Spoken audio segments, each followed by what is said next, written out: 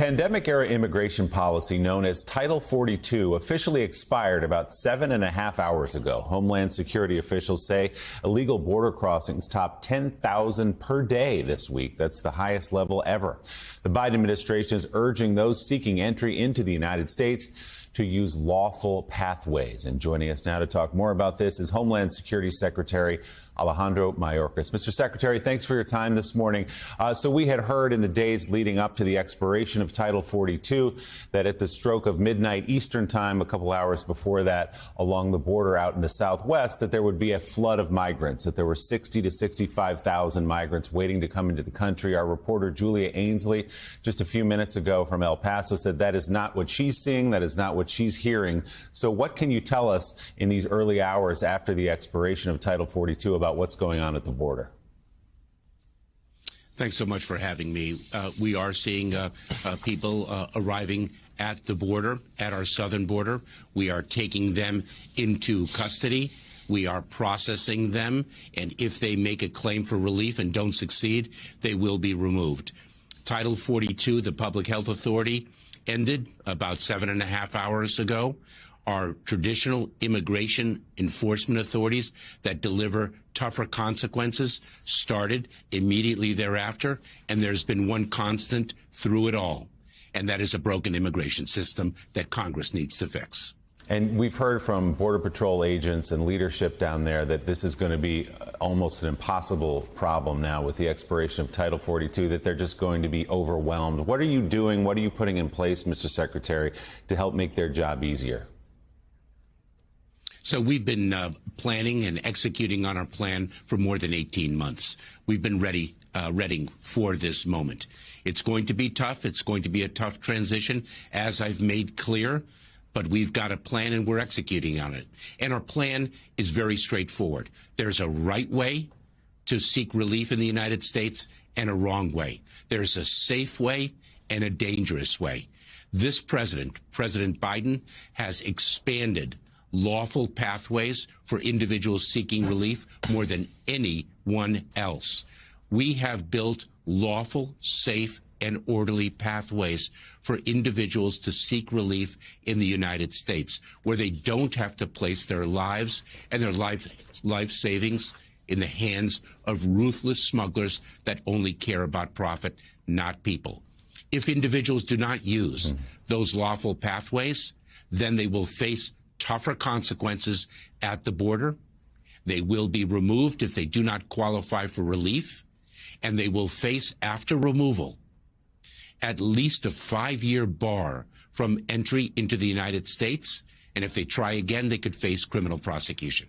You said a moment ago, Mr. Secretary, that we have a broken immigration system, and I don't think many people would disagree with you about that. And yes, this is a decades-old problem, but the truth of the matter is, just this week, we're seeing record numbers of illegal crossings at the border. In the last year, almost 2 million arrests, another record at the border. Why has the problem gotten so much worse just in this last year or two? Well, I would say two things. First, let's not surrender to the fact that we have a broken immigration system. Congress needs to act. Let's fix it. It's been a problem that everyone agrees on for more than 2 decades, number one. Number two, the challenge that we are seeing at our southern border is not unique to our southern border. It is a surge in migration, a surge in the displacement of people all across our region in Latin America, and not only in our hemisphere, around the world. We are seeing more displaced people now than we have at any time since World War II. But why is it this last year? Why record crossing? Some have suggested it's because the impression that is out there is that it will be easier under President Biden to cross into the country, that the consequences are less severe than they would have been under President Trump or even under President Obama. Why is the problem so intense right now? Well, a few factors. Poverty, violence, corruption, authoritarian regimes, the COVID-19 pandemic, extreme weather events. The causes of displacement are many, number one. And number two, we are also combating smuggling organizations that spread false information, that spread lies to intending migrants, deceiving them into thinking that the border is open, and it is not, and it has not been.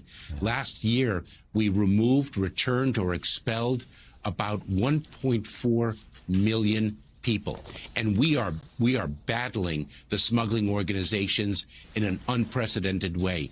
We have arrested more than 10,000 people involved in smuggling operations, and we are also communicating accurate information to intending migrants. We started a digital campaign only 2 days ago that builds on all our other communications. If I had 2 words of caution to provide to individuals who are thinking to take the dangerous journey, I'd say, 1, don't take it. Use a safe, lawful, orderly path that we have made available to you. And 2nd, don't believe the smugglers. Listen only to official government communications. So, Mr. Secretary, I want to get your reaction to something that's happened overnight. A Florida judge blocked an emergency program known as Parole with Conditions, which would have allowed some migrants arriving at the U.S. southern border to enter the country for a limited amount of time while they await processing. Can you tell us what sort of impact will that decision have, and will the administration be appealing? Very harmful ruling, attacking a practice that prior administrations have used. It's not new. But let me share with you what happens. First of all, the majority of individuals will be removed. When a Border Patrol facility is overcrowded, we screen and vet the individuals in our custody, and then we release them for them to go into immigration enforcement proceedings. And the Department of Justice is considering its options. Eugene Robinson of the Washington Post has a question for you, Mr. Secretary. Gene? Mr. Secretary, you said that it's a broken system. Congress needs to act. So write the bill. What specifically should be in it? What does Congress need to do? Well, I would thank you very much for that question. I would say take a look at the legislation that President Biden presented to Congress on day 1 of our administration, now about 28 months ago. What a great place to start. Mr. Secretary, we've seen a big influx of migrants crossing from Guatemala into Mexico. What more can this administration do to put pressure on the president of Mexico, AMLO, to stop that flow of immigrants coming in to the America's southern border? So we work very closely with the government of Mexico, and we work very closely with the government of Guatemala. I had the privilege of speaking with the president of Guatemala within the last 10 days, and President Biden has spoken with the president of Mexico just this week. In fact, Mexico is taking action with respect to the security of its southern border, and we are working very closely in partnership with the government of Mexico to address the challenge of migration that is impacting countries throughout our hemisphere.